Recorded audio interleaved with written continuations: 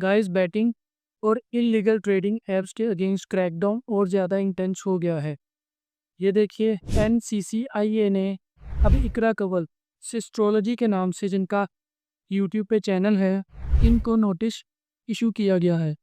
बिल्कुल इसी तरह जैसे कुछ दिन पहले डकी भाई को अरेस्ट किया गया था। रिपोर्ट्स के मुताबिक मोहम्मद हुसनैन शाह और मुदस्सर हसन को भी ऐसे ही नोटिस मिल चुके हैं। यानी अब सिर्फ एक दो लोग नहीं, बल्कि पूरा चेन इन्वेस्टिगेट हो रहा है।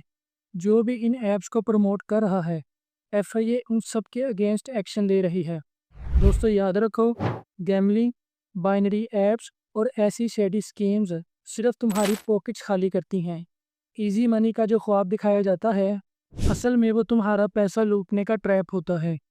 मैं 9 साल से फॉरेक्स ट्रेडिंग में हूँ और एक चीज़ समझी है, रियल ट्रेडिंग टाइम, पेशेंस और नॉलेज से होती है, शॉर्टकट से नहीं। इसलिए मेरी आप सबसे गुजारिश है कि बैटिंग और गैमलिंग ऐप से दूर रहो, वरना पैसा भी ज़ाया होगा, कानूनी मसले भी बनेंगे।